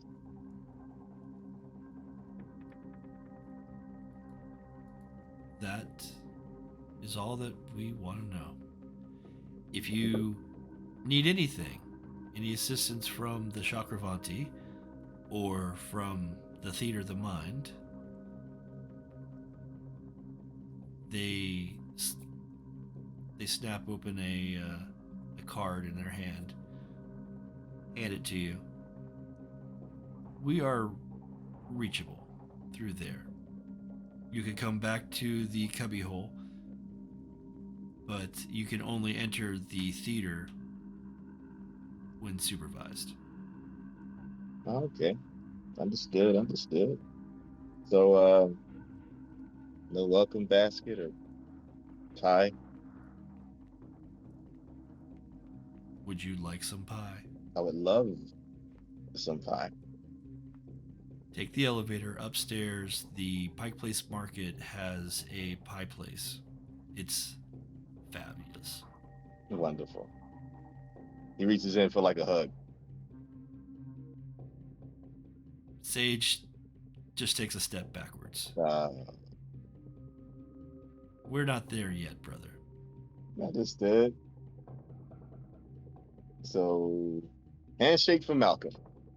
The good hand. Well, they grasp with the right. The effect is lasting longer. Oh, okay, cool. Than an I instant. thought he let it go. He shakes. It's all good. Sweet. And the buzzer goes Okay, off. well, Mr. LeRoux, Wait, Killian. the buzzer goes off in his hand because, the handshake. Oh, jeez. Gotcha, You Malcolm. feel, as the buzzer goes off, you feel an intense flash of heat covering your hand. It is almost an unbearable amount of pain that shoots back into your limbs. I yelp out in pain. I'm like, damn, Malcolm, can't you take a joke? I'm sorry. That was, I was not prepared for that. I should have been prepared for that. That was uncalled.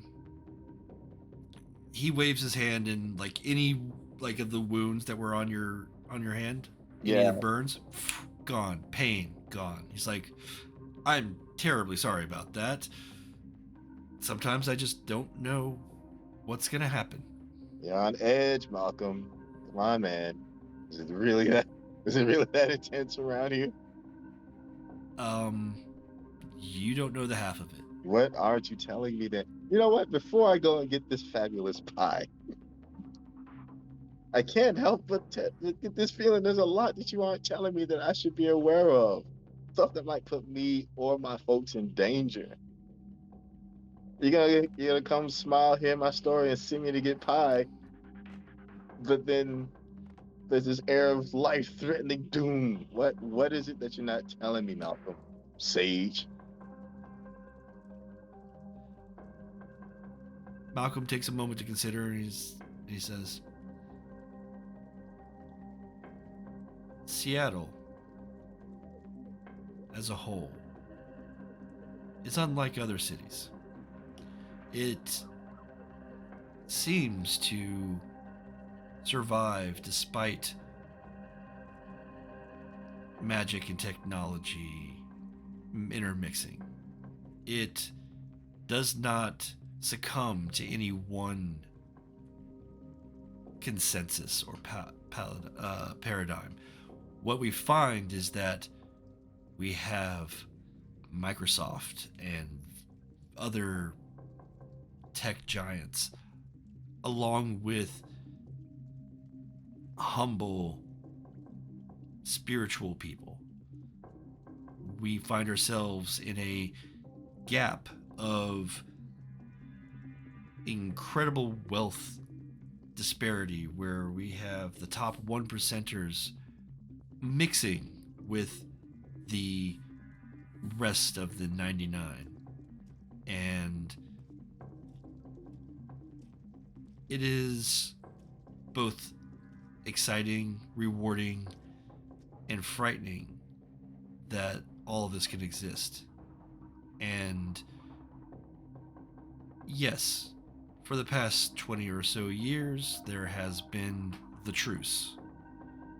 Not a real truce, and quite frankly, I'd say it's been more like 10 years since the end of the rogue transmissions.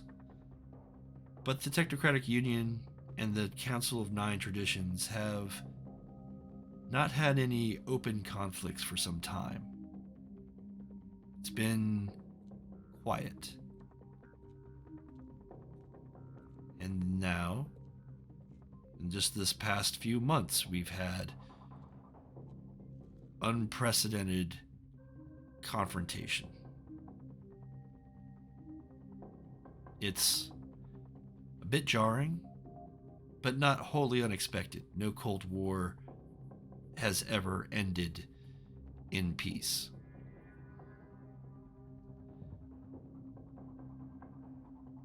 And and the technocracy is the least of my concerns.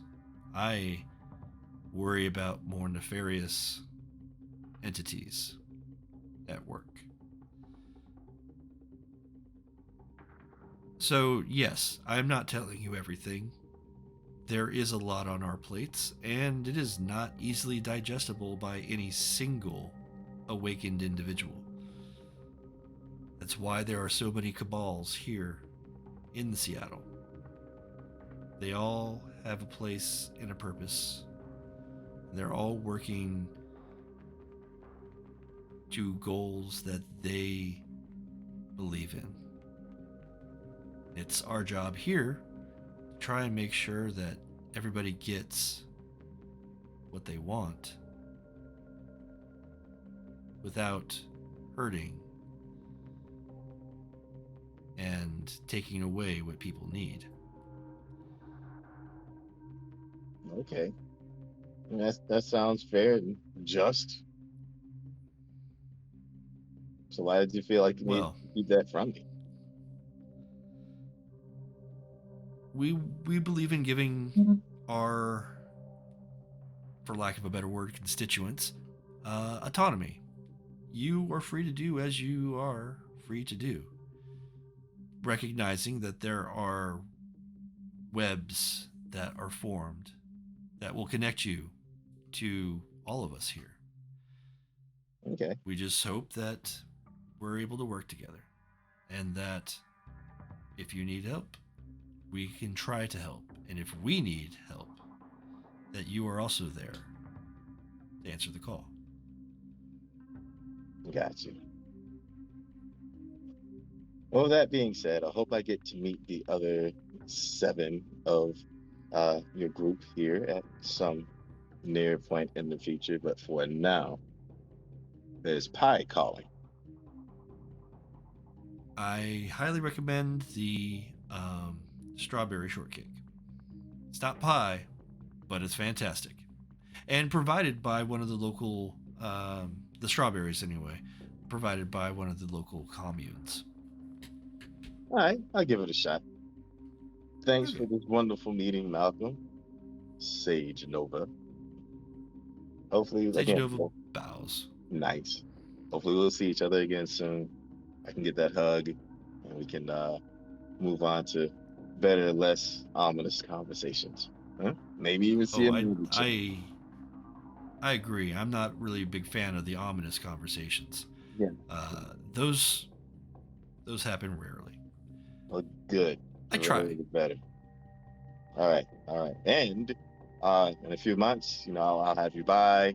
You can kind of, get a peek inside of what it is I'm working on, just so you know, I'm not trying anything. All right. Excellent. Good. All right. As you make your exits, Sage and Malcolm exit through the door that they entered. It's strange because you know that this is a trick door. There's nothing behind it. Mm-hmm. But they seem to you get a small glimpse into what looks like a very well lit, just bright city street on the other side. Mm. I go and open the door. And what's that? I go You're open the gonna try door. and open the door. Is there a wall You go there? to the door, and you try to open it, and when you do, there is nothing but the back of the stage there. Good trick, guys. Okay. So All right. it's here that we find.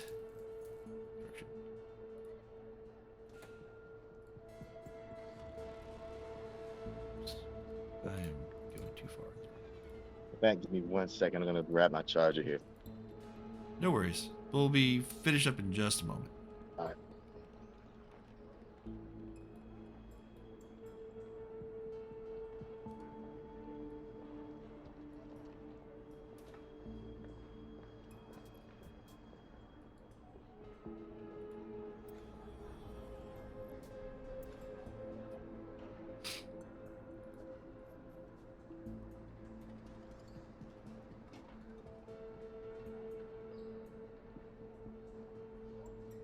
One second.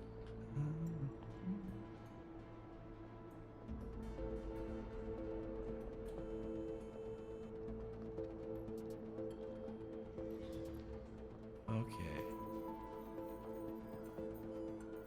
We are going to go to.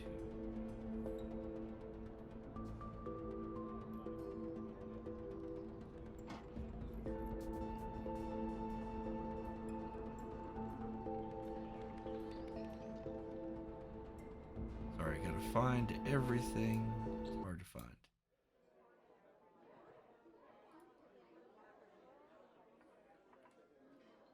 All right. Ooh. Ah. The winter was cold, and many people in Seattle are not as fortunate as you. After the rush of awakened politics, you found a nice groove working with Siphon in building the infrastructure that you envision. You have not let off on the gas. You are still looking for inroads into the Technocratic Union. You're still on the street, helping where hands are needed most. And during this time, it is now mid April. Last week, a strange luminal activity has appeared in the sky. It seems to be like the Aurora Borealis effect, but it's not behaving normally. For first, it is far too south, having manifested over Seattle. And second, it does not seem to follow the same path of Earth's magnetic field. It seems to be following its own pattern. You've been informed by the advisory board that they are looking into it, and that all of Seattle's cabals are on alert. Today, you were surprisingly contacted by Amanda. Hmm. And she has asked you to meet her at a place that she thinks you consider safe. The Liquid Haze. This is a place where a Hollow One's mage named Amnesia runs this coffee shop. You've Awesome drinks. You've worked with her before, Yeah. Riddles and but yeah. But you quickly get a seat, and in that booth, in the seat with you, is Amanda, and she looks spooked.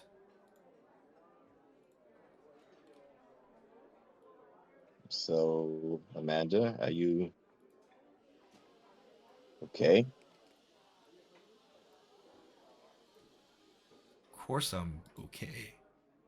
Well, no, I mean, don't say that because I know where you were, and I have a good idea of what you might have been through. So I'm going to ask you again, Amanda, are you okay? It was rough at first, accepting what was going on. But I'm cool now. I've got a nice cushy job. I've got some great research going on, and I have a new point of view that makes all of this make way more sense.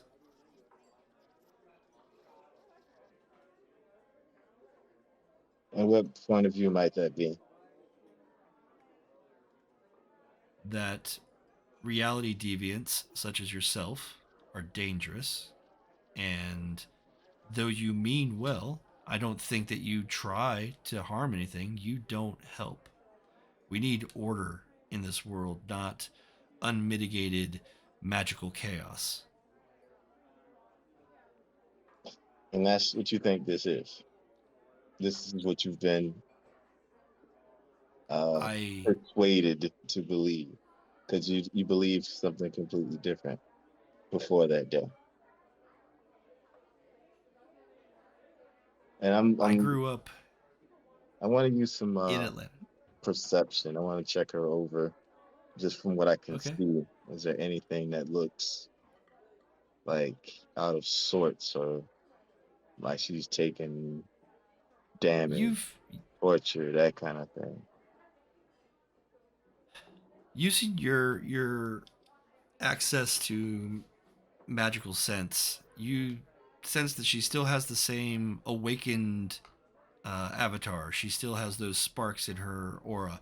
Um, the vibrancy of her aura is definitely subdued, and she does seem more in line and more in control. You notice that the tattoos that she's had on her forehead and neck are covered up foundation, and that she is definitely presenting more mundane than she would in the past. Mm,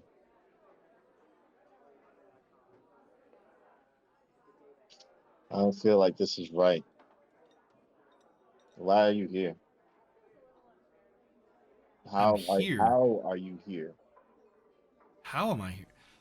You think that there's some giant, terrible conspiracy that is going to take my soul away and make me into a robot. Well, What, I'm not a robot. Amanda? What do you recall about the day that we got separated? We were trying to illegally break into Construct Gray. Okay, no. What do you recall from the moment we got separated? Yes, there was a an effect of keeping us subdued because we are dangerous. Hmm. Okay, so you feel that we are dangerous because of what we can do, or do you feel that we're dangerous with what we can do with what we have? It's how we do it or how you do it. Oh, me. Now it's me. Not just you, all of the mystics out there. You know, the only thing you're really preaching right now is your relinquishment of your freedom to someone I else's am free. control. If I Uh, if you I have weren't free, would you I be able to get out here and talk to you? Come on. look. One thing I have to let you know, because youth is robbing you of your sight. No one can go through what you've been through and move about freely. You are enjoying what is known as the illusion of freedom. You can believe and think whatever you like, But when the You even change hear comes, yourself. My God, of course it's an illusion of freedom. There must be control. no, look, I'm not saying that there mustn't be rules or guidelines, but control is not a good thing, right? It's something that if you self-govern, self-control is one thing, but leaving control in the hands of somebody else who has their own ideas, their own vision for what that control even looks like. What about what your thoughts are? What about your feelings, your desires? Have you been I'm have you been told now that that's like defiant in the eyes of those who seek to control you or who obviously already have control over you? Come on, Amanda. I'm not being asked to do bad things anymore. Nobody expects me to slink up to some greasy pimp anymore, or to uh, walk into a building and pretend to be an assistant and take notes and help in the you know rescue of some people that need help. It's like breaking into a mental asylum and letting the the patients out on the streets. It's dangerous to them and the people around them. And that's exactly what you did that day. And that's exactly the type of attitude that you and the traditions are perpetuating, letting the inmates run the prison. You know what's funny about everything you just said? You work You're on going to a pull Luke Skywalker and say it's all untrue? Come on. no. I saw that movie too. I'm just saying you're working on a system of pure absolutes and nothing you should know is absolute. Nothing. In fact, I propose that there should be a blending. I work towards something that has yet to be attempted, and you were going to be a part of that. But now, and this is my own fault, but you've you've been meddled with. Your mind has been meddled with, and Meddled with. That's yeah, it's when you were there. such a base accusation. You know what? I It's don't know not. why I even There's asked you to nothing come out here. I based thought about that. maybe I could persuade you to, see the light. Maybe meet with, some of us at the construct. But you know what? After this, I don't think. In mid Amanda, sentence, as she's saying this, yeah, there is a flash in the sky. To the west, it is nearly blinding. But you look up to above and you see streaks falling, and this massive, shrouded form in smoke and flame hurl towards the horizon beyond your vision.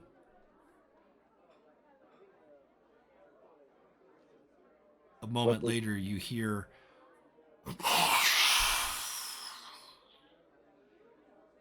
and then the sirens, klaxons, emergency sounds, all directions. The earth begins to rumble. The building you're in, all the hanging lights start to shake. all right, so panic mode. Then So I'm under the table more. yelling at Amanda, hopefully to get under there with me, and I'm asking her what exactly is happening. And from underneath the table, you you look out and you see that there's chaos. People are running. The sirens are going off. You can see into the west. You're kind of at an elevated position, kind of over the Puget Sound, and you see more sky falling objects hit the water, and the wave that it creates grows and grows, and you see it towering over the waterfront. coming towards you. And that is where we are ending today's session. Oh, we never end on pie or cake. You had pie. We didn't do that scene at all. I'm sorry, but there is a narrative of like, do we really want to dedicate like 5 minutes to just eating strawberry shortcake? We make it really good too. Some people might, but I don't necessarily think so. But Oh. that being said, that is where we are stopping for now. This is where everybody is going to pick back up. Is at this moment in mid-April. So there you are. Oh, man. Oh, I should give you this option. Should I murder Amanda? What? No. So your influence project in Seattle will take time. You do have the option to try and make it happen now, where you would then gain 2 dots of influence in Seattle if it were successful. If you wait the full time, the roll is very simple, and in fact, I don't even think you need to roll. But if you do it now, which is about halfway through, you do run the risk of failing. Meaning the project fails? Yeah. Can I use strategy? But you also have the chance of having it, come together faster than you anticipated. So there are options.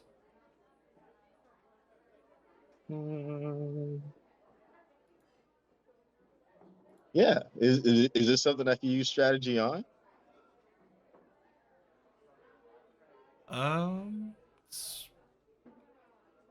Let me double check the rules here.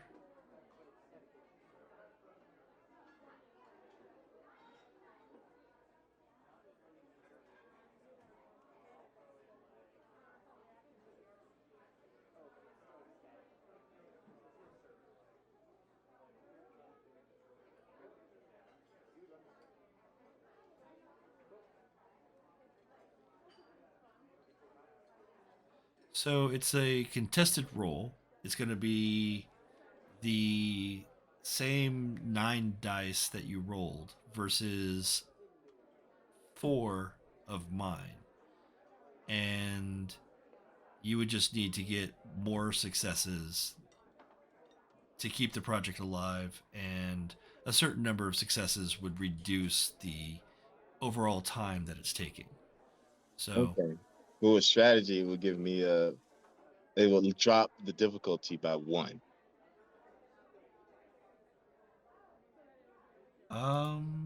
Yeah, I would allow that. So instead of a 6, it would be a 5.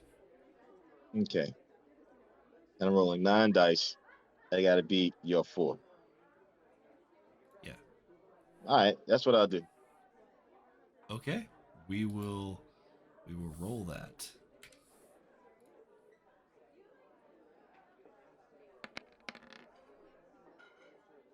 That's my 4 with 1 success. Right. And got the same 9 dice, right? Mm-hmm. I need to make it okay, I just rolled. Variable target number is 5 instead of 6. 1, 6, 5. Boom. All right, that's got it. 4. Okay. 4 successes. So there is a margin of 3. Let us read what that is.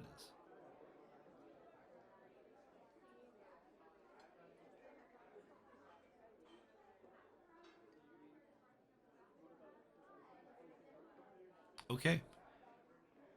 Through your clever use of time magic and strategizing well, and having your glyphs and graffiti in places, and just greasing the wheels of industry, you have been able to get this project to move faster than the predicted year it would take.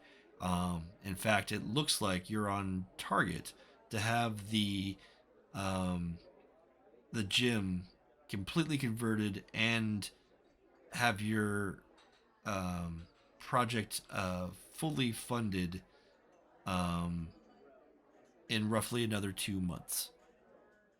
So you're not done with it yet, but you've reduced it significantly. Nice. Yay. So I love it when a there plan we comes go. together. Now I just need to survive whatever this is. Yeah, and survive it without your normal forward resources. Yeah, yeah. I should be able to do okay. I think you'll do fine. I'll make a Let me way. just make a note here that. Well, I'll make that note afterwards. It was great hanging out with you. It's almost time for me to go and get ready for the next session, but it was a fantastic time we had here. I hope that you enjoyed yourself. Oh, of course I did. I love doing this. I need to I do it I more know often. that when we met before, you specifically wanted a Gambit action figure, Yeah. But but this I did not do that. So it's all I good. hope you I hope you enjoy my choice. Of course. I even enjoyed the extra accessories. Yeah, yeah. The AI is like it's an action figure. It's gonna have. I was like, you know what? This makes total sense. So I'm just gonna do it. Definitely brought the action. Yes. But it was a pleasure. Thank you for doing this. I will be in contact if you have Mondays free, um, like in the evening. Then we'll see if we can work you in. I don't think I've got Monday. Maybe the next Monday or the Monday after that is when some of this might be coming together. So I'll be in touch. I definitely do that, man. And I can let you know how Okay. things are going. All right. Fantastic. I will catch you later. Thank you again. Have a good night. Hey, you too, man. Peace.